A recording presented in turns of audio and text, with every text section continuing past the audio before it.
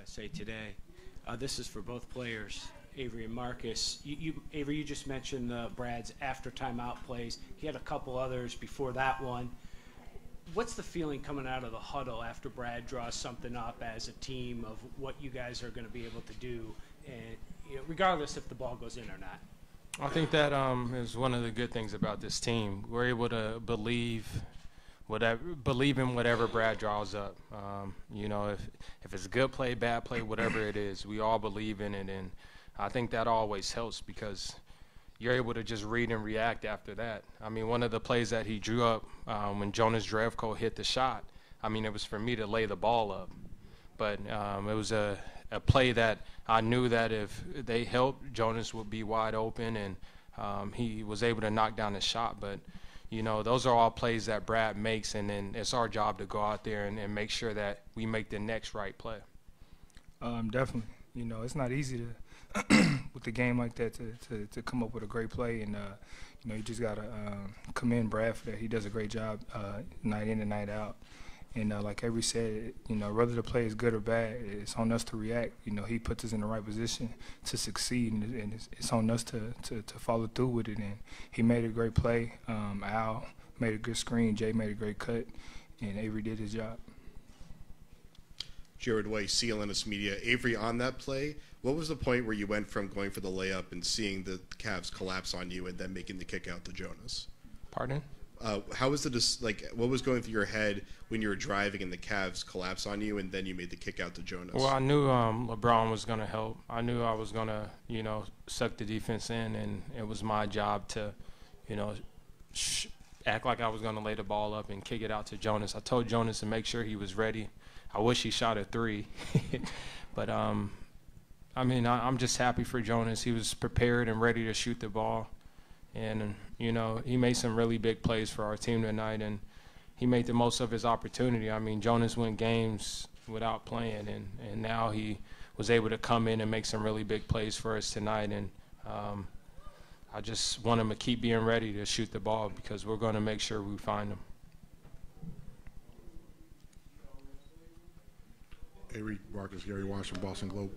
Can you describe the last 48 hours? I mean, the post-Friday morning, I'm sure you guys are really down about that. Then the Isaiah blow on Saturday, but then to come back and do this. Can you just kind of describe how you guys kind of got yourselves together to be able to do this? It was hard.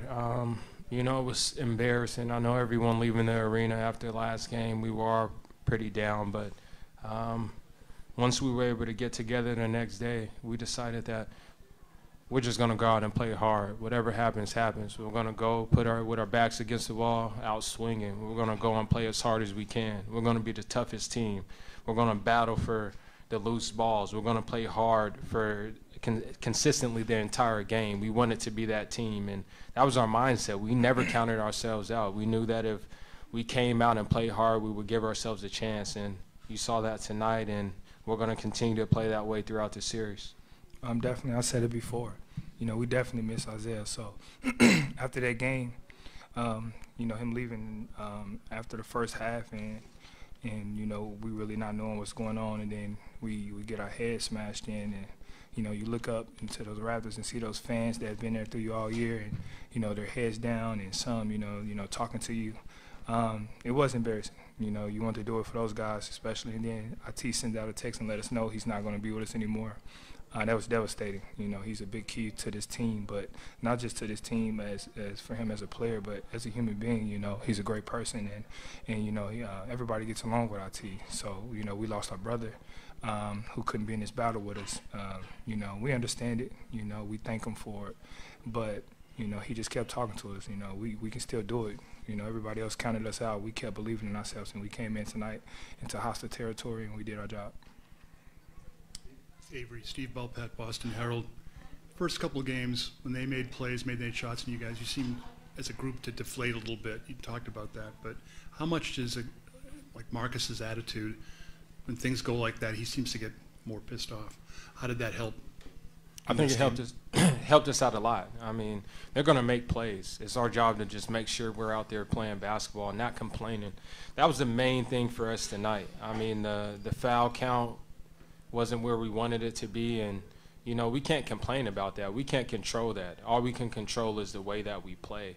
And I kept telling everybody, we can't complain because it's hurting us on the offensive end because you're thinking about it. You just have to go out there and play the game of basketball. And if we continue to play that way and stick together and play hard no matter what adversity we go through, I feel like, you know, we're going to be the best team that we can be. And it showed tonight.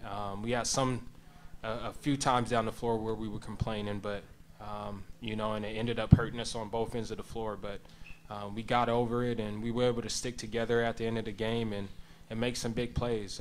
And I think it started with Marcus Smart, how poised he was at the end of the game. He was able to get us in our sets and make the right play, make some really big plays for our team tonight.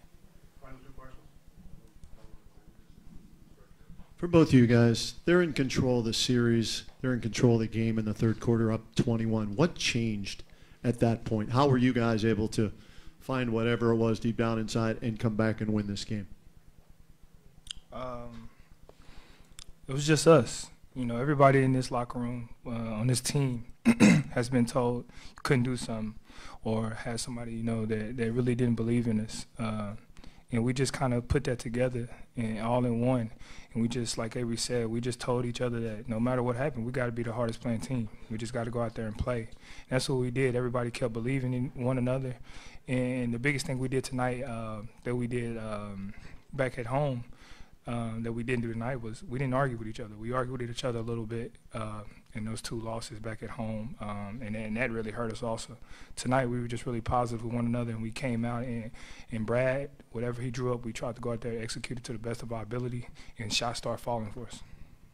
Avery, if I can just follow up, LeBron had 3 in the second half, 11 for the game. Defensively, what did you guys do to slow him down?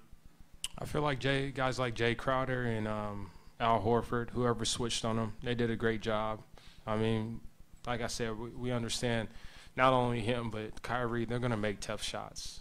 It's our job to make sure that we try to make everything hard on them and have a mindset to chip away. And what I mean by chip away is not try to win the game or get back in the game with one shot, just forcing up shots. We understood that we needed to move the ball around, get good shots, and get continuous stops on the defensive end. And, you know, that's big. And for a team that you could say that is a young team, we came out here, and I feel like we matured tonight with the way that we played. We were able to stick together, get consistent stops. I mean, we're playing against a really good team. And LeBron, we understand that he's going to, down the stretch of the game, he's going to make plays for his team. And I feel like we did a great job trying to box guys out, defending him. He's a tough guard, but, you know, we really did a good job of forcing everything,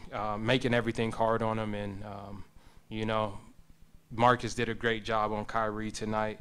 And it's our job to make sure that we have that same mindset next game, because if we don't, we're not going to have a chance to win the game.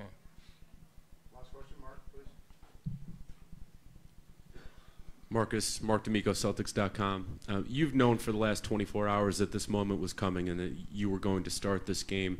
And not to say that you prepared any differently, but you had to have had some different thoughts going through your head leading into this game as opposed to a regular one when you're coming off the bench. Can you walk us through just what your thoughts were and what your mindset was coming into this game? Really just coming in is, you know, I just kept telling myself, you know, you have nothing to lose. Just go out there and play. You know, you've been working hard throughout this whole year on your game. Just let it flow and let it show. And you know, these guys, they did a really good job, and the coaching staff are just, you know, keep encouraging me, especially when my shot hasn't been falling. Free throws, missing those. They just really been on me and staying on me to, excuse me, to stay positive and keep going.